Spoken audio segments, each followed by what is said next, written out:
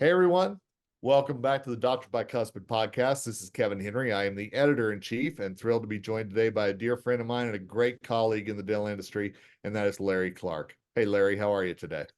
I'm great, Kevin. Good to see you again. Good to see you too. Glad we get to chat for a minute because you sent me over something very interesting, and obviously we're going to talk about this being a technique heading into 2024 that people need to know about.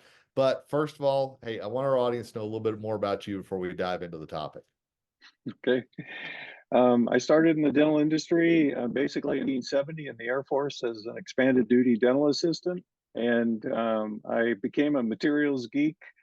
I've worked for German, Japanese, and American manufacturers in the development of materials, research, and sales and marketing. So I'm a geek about when it comes to materials. Well, and I know, you and I talked about this at Greater New York, and I could see the excitement in your eyes about how you really thought that this was a game changer. And obviously, we're asking dentists to do something different, to learn a different technique, a different style whenever it comes to implants. Why is this important in your mind? Well, I've always lived by a saying that if we're not the aspirin to somebody's headache, whether it's the dentist or the patient, then why are we doing what we're doing?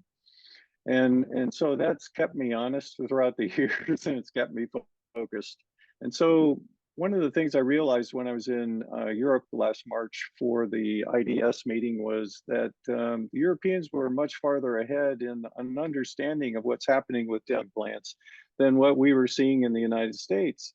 And it kind of took me by surprise in a way, but yet in another way it didn't, because my history with dental research is the longer you're involved in some technique or some product line or some technology group, things are always changing. And that's why I always appreciate the researchers that never stop researching and looking for the truth as time evolves, because we can make changes in techniques and then sometimes we don't understand the ramifications of those changes until sometimes down the road. And you mentioned IDS, and that's a meeting that I've been to before, and I love being in Cologne because it gives you a sneak peek into what is coming in the future. And whenever you and I first talked about silver plugs, I was like, okay, this makes sense because again, IDS is that sneak peek into it.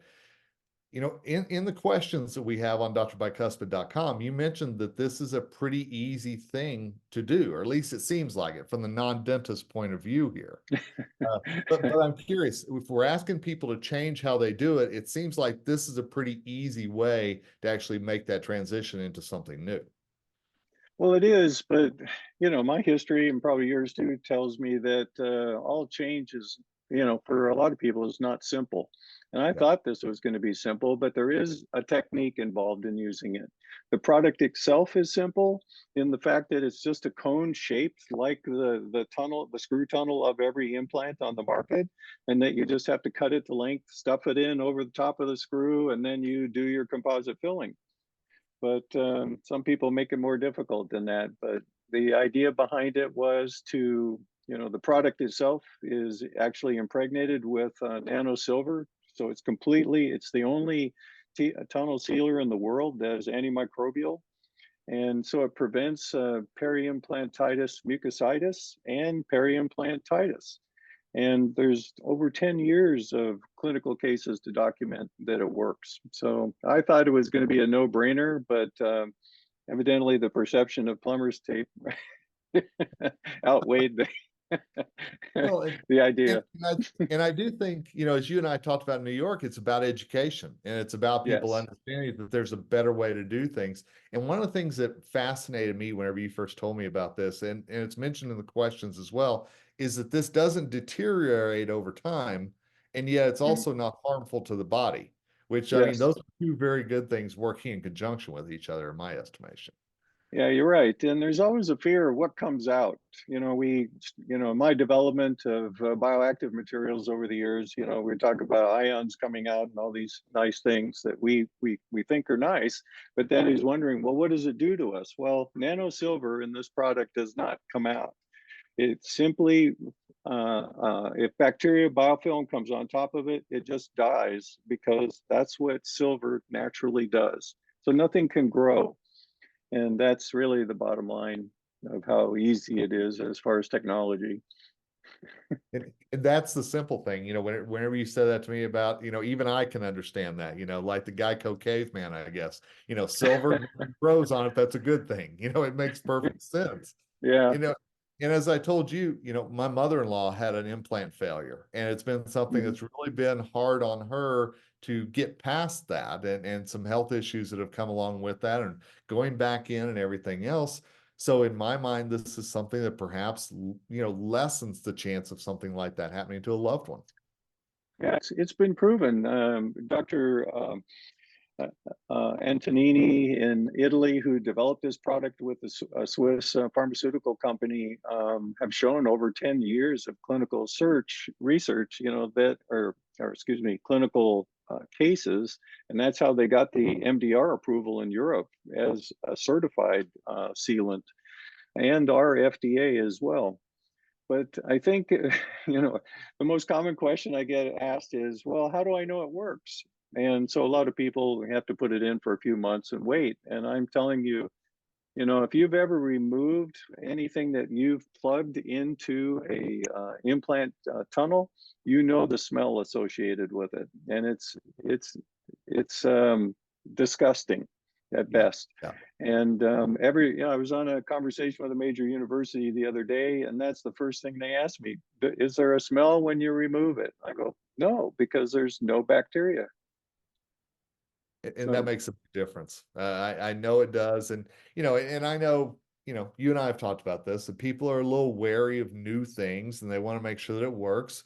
And that's why I love that you said there, silverplug.us has all the studies, the research, everything available that people can go on and look at. And so I think that that's a very good thing whenever you're bringing a new technique, a new product, and a new way of doing things into the market. mm.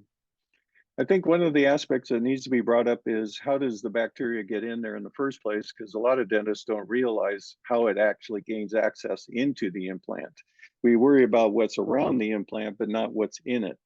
And so Dr. Marcus Blatz and others have reported that there's micro movement in the implant, that it moves at the interface of the implant itself and the abutment, and allows bacteria and biofilm to come in. And actually, tests also done with Dr. Marcus Blatz in separate studies have shown that's a different bacteria than periodontitis that's in the implant. It's more serious. And so it's a time factor. Mucositis is something that the Swedes have studied for over 15 years and are showing that it's a long-term issue for the health of the implant. It's not just about peri-implantitis where you're irreversible at that point.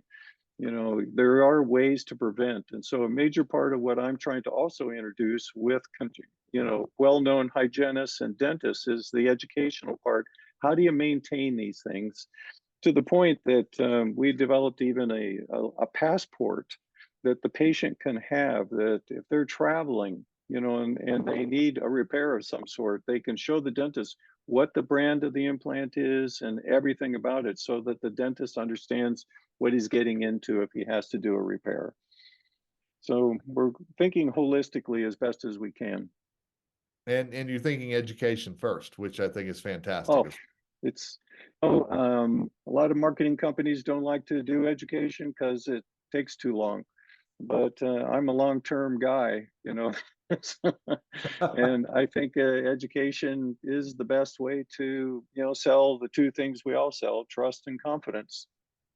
Well, that's one of the many things that I've always loved about you, Larry, and one of the things that I always enjoy talking with you and learning new things because, as you said, you've traveled the world, you've seen the new things that are out there, and silverplug.us, I think, is a very interesting site, a very interesting thing as we head into 2024, and again, could very well be a game changer.